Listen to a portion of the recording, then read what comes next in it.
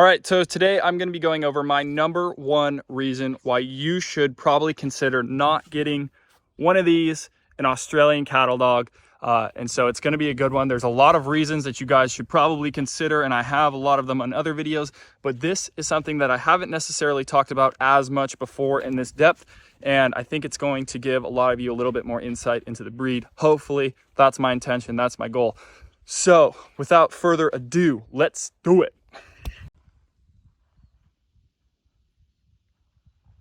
Get the drool on his face. Oh.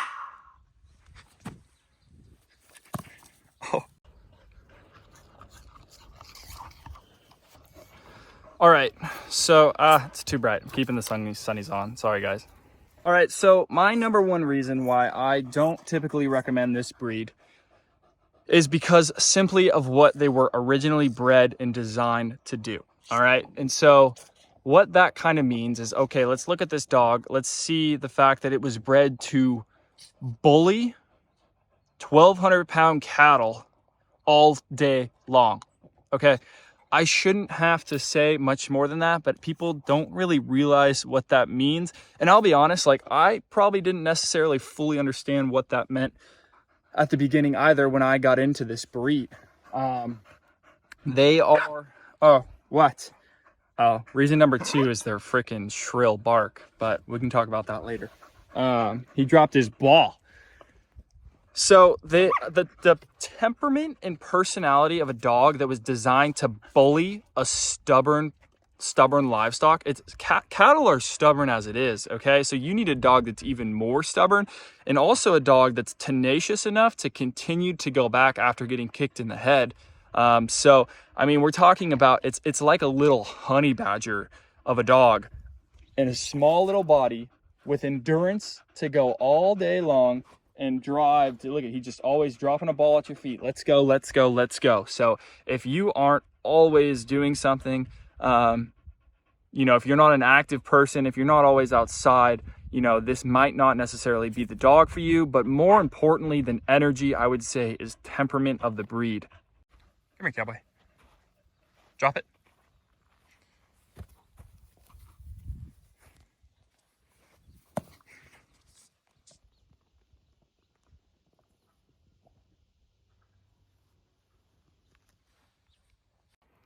All right, so there are breeds out there that are extremely high energy that I think are more suited for most people. So it's not necessarily the energy is why I warn people, because, you know, if you've got a happy-go-lucky dog that just has a bunch of energy to burn, then you can kind of deal with that easier than a dog like this who will challenge you every single day, at least for the first 1 to 2 years, when they're trying to figure themselves out in their teenage years, you know. Now that he's 4 years old, like, his energy is much lower, doesn't take as much to wear him out. He listens super well to me, and he always kind of has, but that's because I have a lot of experience with these type of strong personality breeds. I think people think that cattle dogs, because of their size, maybe, like, their personality isn't that crazy, but he is more challenging sometimes than like a Rottweiler. I grew up with Rotties. You know, they are a challenging breed, and I love him, but I mean, he's bred to work, and that's what our brand started kind of around. Back 40 Dogs is fueling our dogs like farm dogs. By the way, thank you for everyone who supported our bone broth with probiotics launch. That product is doing fantastic thanks to you guys. Seriously, all the credit goes to you. I find the products, I source them, I spend the time to do it, and you guys make them come to life. So I'm extremely, extremely grateful for each and every one of you who supports Back 40 Dogs.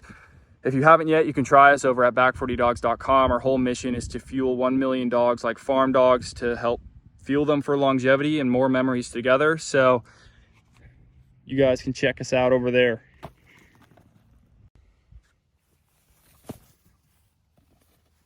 You know, this is not an apartment dog. I tried it. I lived in an apartment in college. I actually had him with me during his crazy 1-year-old phase. And dude, it wasn't it. Let me just tell you, it was hard.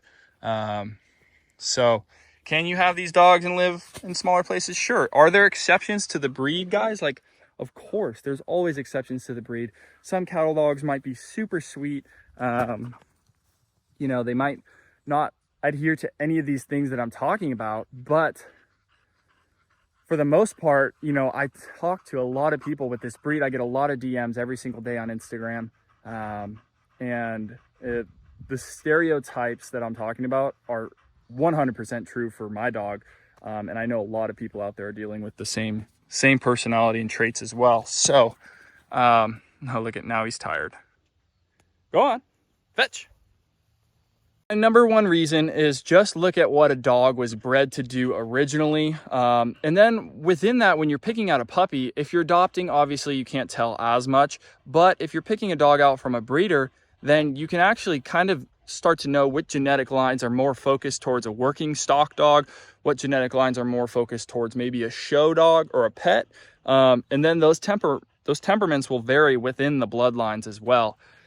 Cowboy is more from kind of a mix. Like I did get him from a breeder, and that breeder had working dogs as well as conformation show dogs and pets. I would say he is more on the spectrum of a working dog. I've done herding with him. He absolutely does awesome. He's got the drive. He listens super well. Extremely, extremely obedient after you get through. He's not fetching anymore. He's tired. After you get through their hard heads, like, they can be like the most obedient, smartest dogs. Way more intuitive than, you know, our retrievers or our other dogs. And I think that's part of the herding breed in them, you know. I grew up with a lot of sporting breeds, labs, golden now. We have a Brittany. Been around German short hairs and working breeds too, like Rotties, and some other ones, and bull mastiffs, whatnot, bigger dogs. And none of them come close to this guy in terms of how intuitive he is, how smart he is, how loyal he is. Like, this dog doesn't leave my side. And, you know, because of that loyalty, he's a very one-person dog. Doesn't really give a hoot about other people besides me. So, you know, there's pros and cons to that too, and that's another whole video. So I'll do a little series on this probably. You know, not my top pick for a family dog, I'll say that. Like, he's a one-person dog. He likes me, and he's intense. He's all business all the time because that's what he was bred to do. He was bred to have a job. He was bred to be on the ranch, working, farm dog, monitoring the ranch, herding cattle, using that brain. Like, look at his eyes. You can just tell the gears are spinning in there. You know what I mean? So he needs something to do constantly. You know, part of that too is we just came out with our yak cheese chews. We're about to drop them. And that really helps kind of give him a job in the evening times when realistically, like, I'm either working or whatever it is, and I can give him one of those, and that keeps him busy, prevents anxiety. This breed is very prone to anxiety, reactivity, stuff kind of common with herding breeds that have that high drive, high RPMs of something always going on. So, you know, he doesn't settle the easiest, you know, like our golden, like, he just kind of settles down when it's time to settle down. This guy doesn't have the greatest off switch. Come on, buddy. Let's go. Now he does. He's 4, but it took 4 years. So hopefully there's a little bit of insight for you guys. Just look at the dog and what it was bred to do. That's my number one thing where I caution people with the breed, just because most people aren't prepared for, you know, that type of a commitment. You know, it's almost like, you know, that's why people don't recommend Malinois either. Like, they use them as police dogs. You know, it's like a tactical weapon that the everyday person probably shouldn't have. And I'm not trying to gatekeep this breed at all. It makes me so sad every time I see a cattle dog in a shelter for adoption or on the euthanasia list. And the reality is the person who got that dog just didn't really understand that breed and what they were getting into. Cowboy, I'm trying to make a video. Golly. It's because I have my back turned to him. He normally doesn't bark this much, but he thinks I'm just talking to a phone instead of him. What do you want?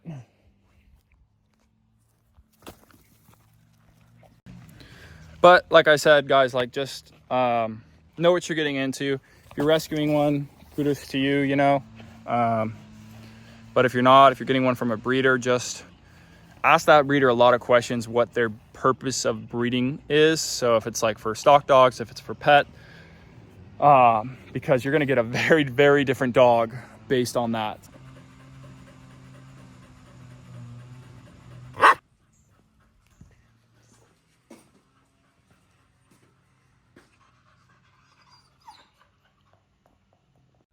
All right, so to kind of sum it up here, you know, my number one reason is that this dog was bred to work, and he needs a job. Look at him staring at me to throw the ball. And they have a tenacious, tough guy, like a bit of a bully personality. That's towards other dogs a lot of times too. And so just know that you're going to be dealing with that. It's going to require a lot of socialization with both people, pets, dogs, livestock, whatever it is. So they will, I know they're small, but they are the honey badgers of the dog world. And he will whoop up on a cow, you know, 100 times his size. So that's the personality that you're thinking about getting into, or you already maybe have. So just, I think when you understand where your dog's coming from, it also allows you to kind of cater to them better, and just find more success in your training or your lifestyle with them, because you kind of know where your dog's coming from. So hopefully this video helps. Consider subscribing if you guys liked it. We got more content on the way. So Cowboy says thanks a lot, and we'll see you next time. That was cool.